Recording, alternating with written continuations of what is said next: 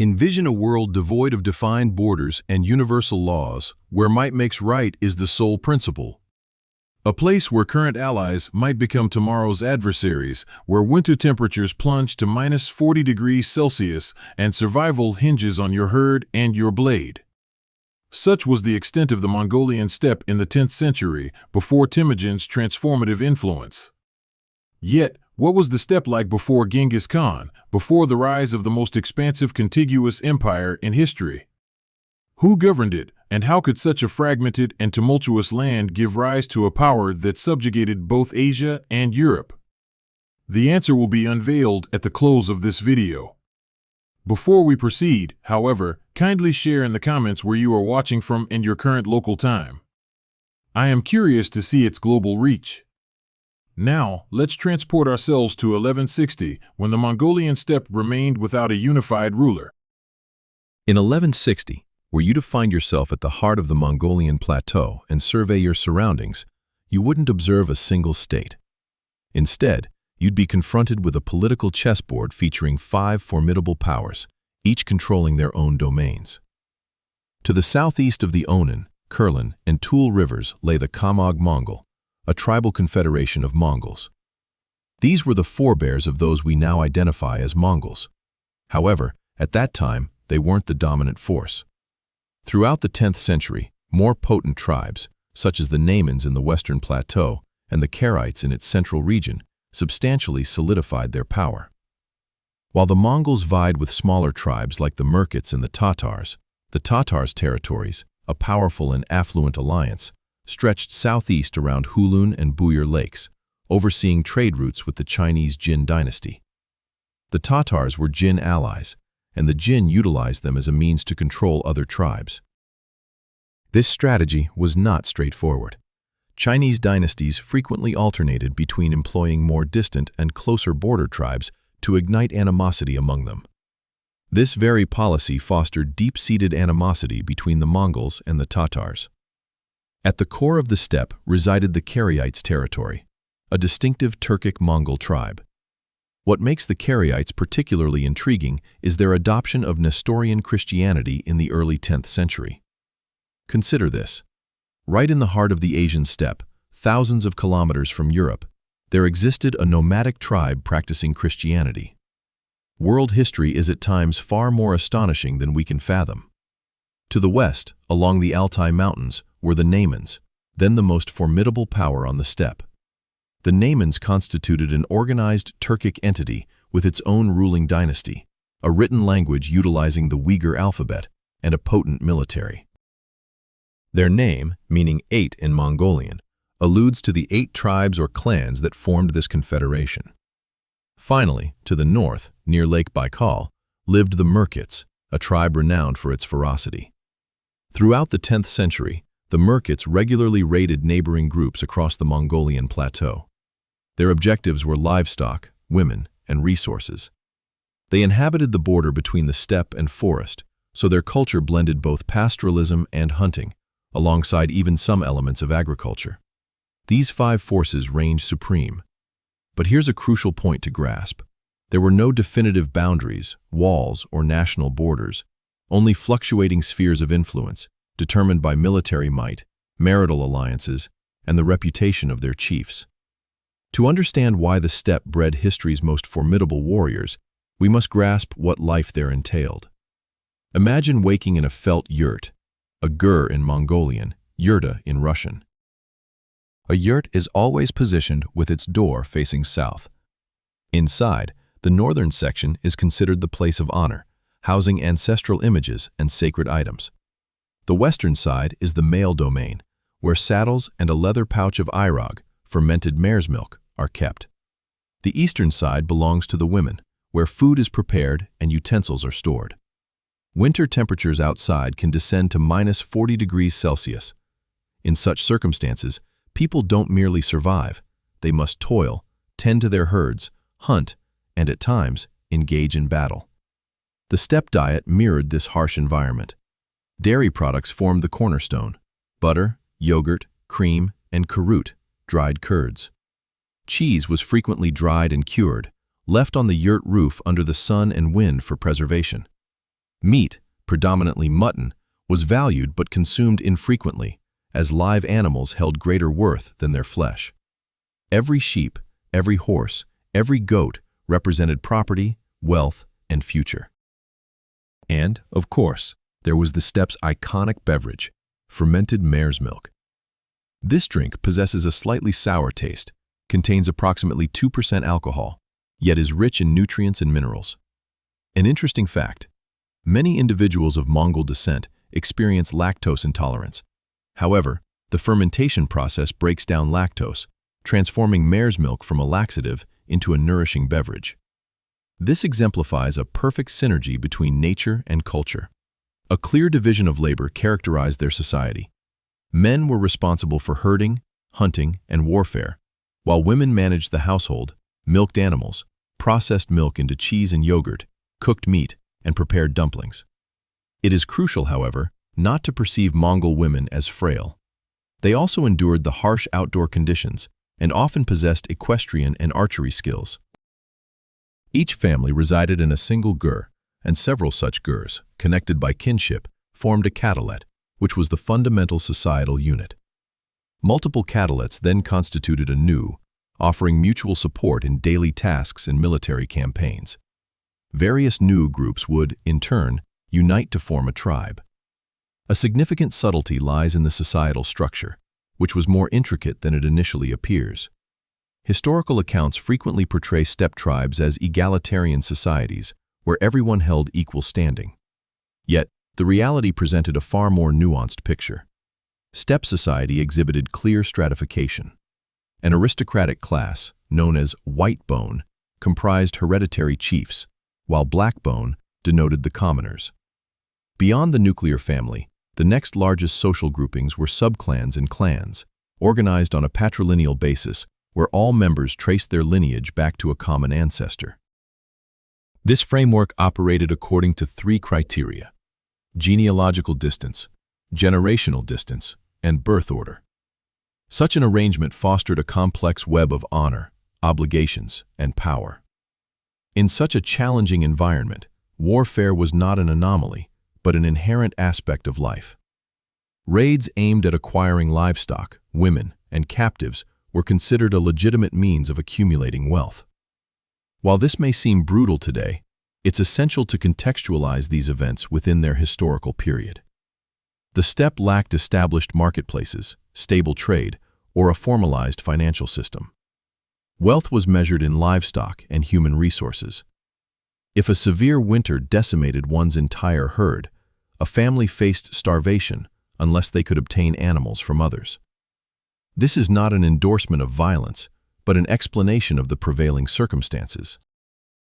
In a world of limited resources, without a state entity to safeguard property rights, military strength remained the sole method for preserving existing assets and acquiring necessities. Every man capable of riding and wielding a weapon served simultaneously as both herdsman and warrior. They were raised in the saddle, learning archery from an early age. Mongol horses, though small, were incredibly resilient, capable of traversing up to 160 kilometers daily, foraging for food, and surviving harsh conditions. The combination of expert horsemanship, the use of the composite bow, and the innate toughness of the Mongols themselves forged a formula for military dominance. However, steppe warfare extended beyond individual prowess. It also hinged on alliances, political maneuverings, and the ability to anticipate enemy actions. This is where matters became more complex. By the late 10th century, the steppe was populated by numerous clans and tribes, each with its own leader and social hierarchy. These alliances were fleeting, and clans frequently shifted their allegiances. Why? Because the steppe lacked the modern concepts of nation or ethnicity. To whom was one loyal? Primarily to their family, secondly to their clan, and thirdly to their tribe. But if one's tribal chief was weak, and another leader proved stronger and more generous, why not switch sides? Loyalty was earned through victories, plunder, and reputation. A good chief needed to be not only courageous in battle, but also generous to his followers, astute in politics, and capable of discerning when to fight and when to form alliances. Considering the relationships among the main powers, The Karaites and Naimans were long-standing rivals vying for control over the central steppe. The Tatars, allies of Jurchen, leveraged Chinese weaponry and funds to maintain their supremacy. The Mongols, being weaker and more fragmented, had to navigate these forces, occasionally aligning with one group to oppose another. Finally, the Merkits were outsiders, renowned for their belligerence and unwillingness to submit to anyone. A striking illustration of this complexity is the story of Togrul, the Karaite leader. His youth was fraught with hardship. As a child, he was captured and enslaved by the Merkits. Later, at the age of 13, he and his mother were taken prisoner by the Tatars. Around 1165, upon his return and ascension to Karaite chieftain, his initial act was to eliminate his brothers to remove rivals. One brother, Kara, fled to the Naiman. Kara later returned with a Naiman army and overthrew Togrul. Togrul was forced to escape and sought assistance from his longtime sworn brother, Yesugei, the Mongol chief. Yesugei had once before assisted Togrul in regaining his throne, fostering a profound sense of mutual obligation. This marked a pivotal moment, as personal connections and blood oaths often outweighed tribal interests, and such bonds could transcend generations. However, another significant player, not indigenous to the steppe but exerting considerable influence, was also involved: the Jin dynasty of China. The Jin sought not to conquer the steppe, deeming its vast, impoverished, and challenging terrain unsuitable for direct control. Instead, they employed a sophisticated strategy of divide and conquer. Chinese dynasties frequently rotated their support between more distant and closer border tribes to instigate conflicts among them. This tactic proved remarkably effective, notably fueling deep animosity between the Mongols and Tatars. The Jin dynasty supplied cooperating tribes with weaponry, funds, and granted them titles. They secured allegiance with silk, grain, and iron goods, commodities scarce on the steppe. Yet, they also understood the danger posed by any single tribe gaining excessive power. Consequently, their support would shift to another tribe, maintaining a precarious balance of forces. This represented the pinnacle of imperial diplomacy, requiring no vast armies, only financial resources and an understanding of steppe politics. For a considerable period, this approach succeeded, keeping the steppe fragmented. Tribes continued their internal conflicts, and the Jin's northern frontier remained relatively secure. Nevertheless, such fragmentation came at a cost. During the 1160s, the Kamag-Mongol Confederation, a loose coalition of Mongol tribes, experienced significant weakening. Two of their khans, Kutula and Ambagai, perished in the 1160s, leading to the disintegration of this initial confederation. Their deaths were not accidental. According to some accounts, Ambagai was captured by the Tatars and handed over to the Jin, where he was brutally executed. This served as a stark reminder of the steppe's inherent dangers, both internal and external. Following the demise of these khans, the Mongols found themselves in comparative destitution. Other tribes, such as the Naimans and Karaites, grew considerably more powerful, while the Mongols contended only with smaller tribal factions. Amidst these circumstances, Yesugei, Kutula Khan's nephew, achieved some successes in skirmishes against the Tatars. He forged a friendship with the Karaites' Khan, Togrul, establishing an alliance intended to restore the Mongols' standing. But around 1171, Yesugei was poisoned by the Tatars. His death left a widow and several young children, including a 9-year-old boy named Temujin. This family was abandoned by their tribe on the steppe. Consider the gravity of this. On the steppe, where survival depended on community, abandonment meant almost certain doom. A widow with 6 children, without a large herd, without men to protect them, under normal conditions, this would have been a death sentence. As recorded in the secret history of the Mongols, a crucial source from that era, the mother resorted to digging up roots and gathering wild fruits to sustain her children. The narrative implies this sustenance was consumed solely out of necessity, not by choice.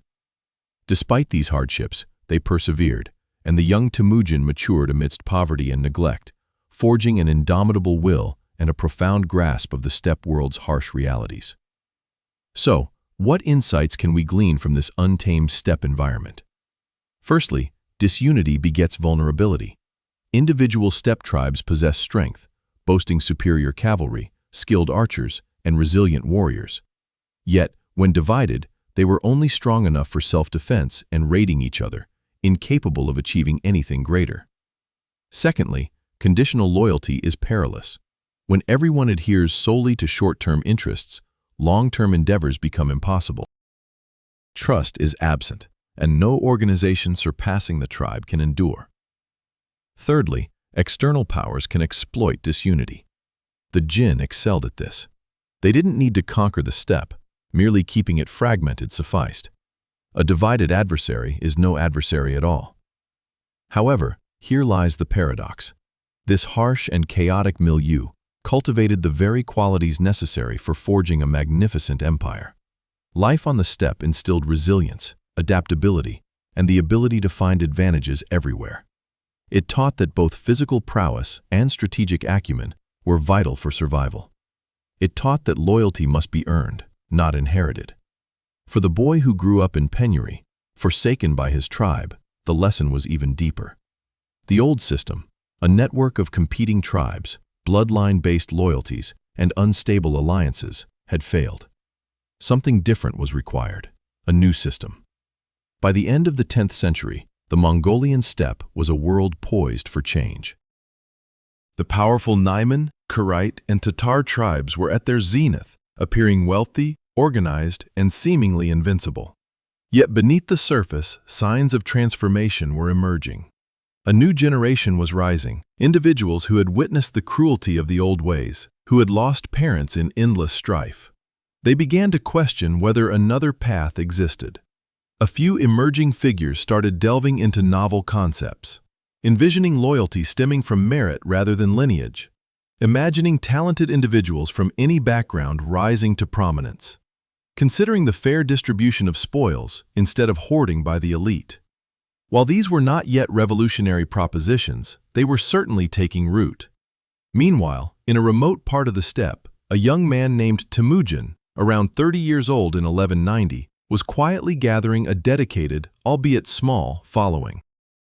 He lacked brute force and a large army, but possessed something more profound, a vision for the steppe's potential and the unwavering determination to actualize it. However, that tale awaits another moment. So, returning to the core inquiry, how could such a fragmented, chaotic land like the Mongolian steppe give rise to a power that dominated both Asia and Europe? The answer lies in a paradox. The very chaos of the steppe forged extraordinary individuals. This merciless environment cultivated unyielding resilience. The absence of established structures created fertile ground for new ideas to flourish. Crucially, fragmentation bred suffering, and suffering in turn spurred a demand for change. Numerous generations of steppe dwellers endured endless conflicts, feuds passed down through families, and senseless losses.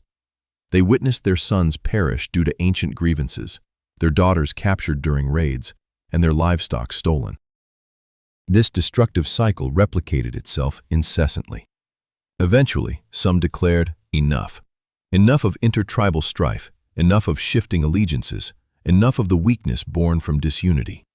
They yearned for novelty. They only needed a leader to guide the way. The Mongolian steppe before Genghis Khan was far from a golden age. It was a period of turmoil, rife with violence and instability.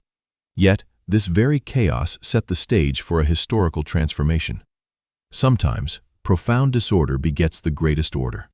Occasionally, complete breakdown is necessary before new foundations can be laid. The 10th century Mongolian steppe imparts this lesson. Without crisis, there is no change. Without pain, there is no growth. And sometimes, the individual remembered is not the one who instigated chaos, but the one courageous and skilled enough to bring it to a halt. You might wonder, what relevance does this hold today? Look around. Any organization, business, community, even a family, when fragmented, with each member pursuing only personal interests and lacking a shared vision, becomes vulnerable. Individual brilliance is irrelevant if collaboration falters, if trust cannot be established, if something greater than yourselves cannot be built. Individual Mongols before Genghis Khan were formidable warriors, Yet their strength was limited to self-preservation. Only by uniting could they create something world-altering. A second lesson: a harsh environment is not a curse. It can be a forge. The challenges you face today, whatever they may be, are shaping you. The question isn't whether you will encounter difficulties, but who you will become afterward. Temujin grew up in poverty, abandoned, compelled to forage for roots to survive. Most would succumb or become ordinary in such circumstances, but he leveraged this pain as motivation, a lesson, a forge for his spirit. You can do the same with your trials. And the final lesson? Sometimes an old system must collapse before a new one can emerge. If everything around you is inefficient, at work, in relationships, in your life, do not hesitate to question it. Do not accept the answer. That's how it has always been. Those who change the world are the ones bold enough to envision something different. If this video offered you a fresh perspective on history or spurred introspection about your own life, please let me know by first liking it. This aids the algorithm in disseminating profound historical narratives to a wider audience. Second, subscribe to the channel to not miss subsequent stories, as this is merely the genesis of the Mongolian journey. The saga of how Temujin, an abandoned boy, became Genghis Khan, the unifier of the steppe, warrants a separate account, which I will share in the next video. Third, leave comments and share your thoughts. What lesson from the 10th century Mongolian steppe do you find applicable to modern life?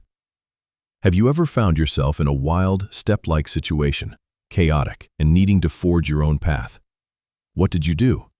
Share your story. The community here doesn't just watch videos, we learn from each other. And if you wish to delve deeper, I've included links to historical sources in the description. The Secret History of the Mongols is particularly worth reading. It's an 11th century primary source, providing direct insight into that world. History is not static. It offers living lessons for how we navigate life today. The Mongolian steppe of the 10th century imparted crucial lessons regarding the importance of solidarity, the power derived from hardship, and humanity's capacity to surmount obstacles. These insights remain pertinent even in contemporary times. I appreciate you watching. I'll see you in the next installment as we delve into the compelling narrative of Temujin's rise to power. Until then, always remember that while the world around you might be turbulent, you possess the ability to be the one who establishes harmony.